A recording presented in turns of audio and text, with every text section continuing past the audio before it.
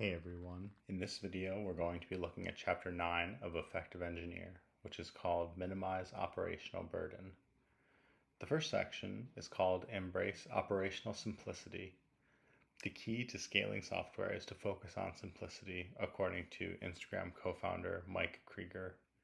Engineers should try to do the simplest things first in order to create software that is easy to understand, maintain, and modify.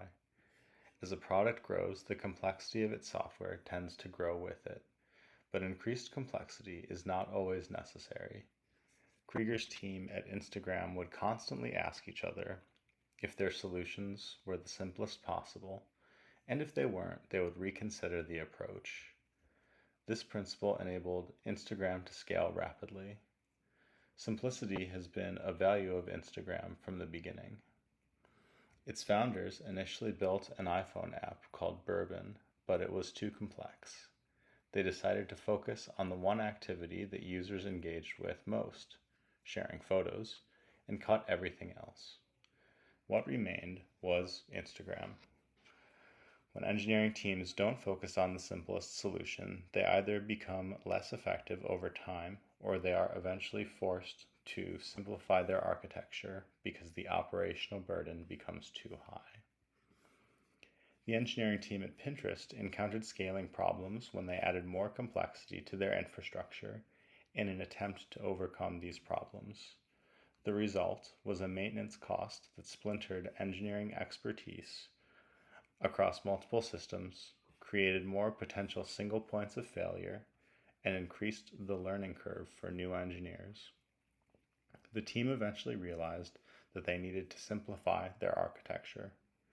By January 2012, they had substantially simplified their data and caching architecture to just MySQL, Memcached, Redis, and Solr. They have since grown more than 4 times by simply scaling up the number of machines in each service rather than introducing new services. Well-designed architecture supports additional growth by adding more of the same types of components, not by introducing more complex systems. When system complexity grows faster than the engineering team's ability to maintain the system, productivity and progress suffer. More and more time gets diverted towards maintenance, and less time is spent finding new ways to build value. The next section is called Build Systems to Fail Fast. This section discusses the concept of fail fast in software engineering, which means that software should fail immediately and visibly when a problem occurs rather than failing slowly and silently, which makes debugging difficult. The section states that engineers often add workarounds to automatically handle software errors, but this causes the software to fail slowly. The section gives examples of failing fast, such as crashing at startup time when encountering configuration errors, validating software inputs, and alerting engineers about any invalid or inconsistent program state as early as possible. The section argues that the more complex the system, the more time that fail-fast techniques can save. The section also gives 2 examples of how failing fast could have saved time in resolving data corruption bugs for a web application and in a high-performance distributed in-memory caching system called Memcached. The next section is called Relentlessly Automate Mechanical Tasks. The launch of new products and features comes with the responsibility of keeping it online, which requires on-call engineers to be the first line of defense against any and all production issues. On-call involves being available at all times with a laptop and hotspot to attend to any alert that comes in. While this on-call is necessary, it can be unpredictable and can cause frustration for engineers, especially when they are woken up at odd hours to deal with insignificant issues. Automation can help reduce the operational burden and free up time and energy for engineers to focus on other activities. However, engineers do not automate as frequently as they should due to reasons such as lack of time, the tragedy of the commons, lack of familiarity with automation tools, underestimating the future frequency of the task, and not internalizing the time savings over a long time horizon. Engineers should ask themselves whether it's worthwhile to automate a task rather than spend hours on it. Activities that can benefit from automation include validating that a piece of code or a system behaves as expected, detecting spikes in the error rate, managing user accounts or data, among others. The initial cost of automating may be higher than doing the job manually, but if the experience increases the efficiency with which that automation is used, the skill will compound and pay for itself as automation is used for more problems.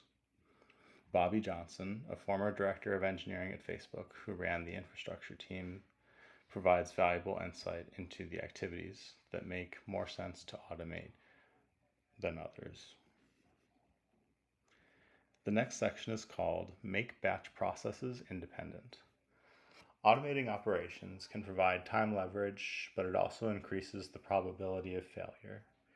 Batch processes, which are scripts that execute a sequence of actions without human intervention, can experience network timeouts or other unexpected problems. As analytics become more important for businesses, processing large amounts of data is increasingly common, and these scripts can take a long time to recover when they fail. One way to make batch processes more resilient to failure is to make them idempotent. An idempotent process produces the same results regardless of whether it's run once or multiple times, which allows it to be retried as often as necessary without unintended side effects. For example, when processing the day's application logs to update weekly database counts of different user actions, a non-idempotent approach might increment the appropriate counter for each log line. However, this approach could inadvertently increment some counters twice and others once if the script crashed and needed to be rerun. An idempotent approach would keep track of the counts of each user action by day, compute the counters for the current day, and only then derive the weekly totals by summing the daily counters for that week. Retrying a failed process in the idempotent approach simply overwrites the daily counters and rederives the weekly count, so there is no double counting. The next section is called Hone Your Ability to Respond and Recover Quickly.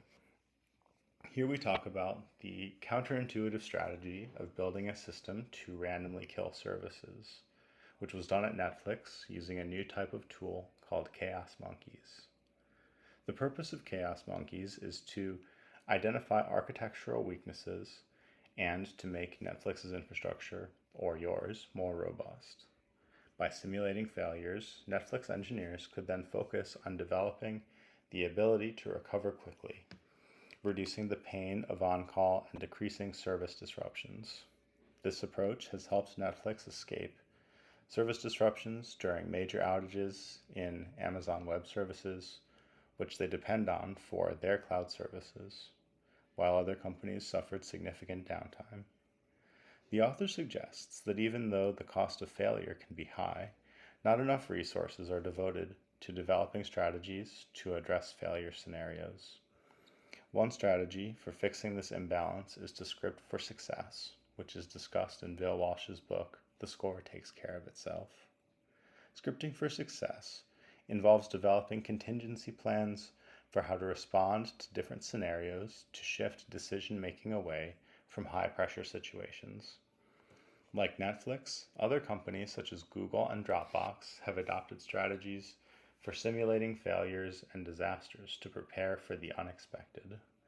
They practice their failure scenarios to strengthen their ability to recover quickly and proactively plan and script for those scenarios when things are calm rather than scrambling for solutions during circumstances outside of their control. With all that being said, the key takeaways for this chapter are to do simple things first, to fail fast, to be able to pinpoint the source of errors, and to automate manual tasks rather than allowing them to take your time. So that's all for this one. My name is Daniel, and I make programming-related videos, sometimes coding tutorials, and others more abstract, like book chapter summaries. I do it not only because I love teaching you, but I love learning for myself as well. So if you found this video and this series helpful or thought-provoking, I'd appreciate a like, subscribe, and comment. I love hearing from you, and we'll see you all in the next one.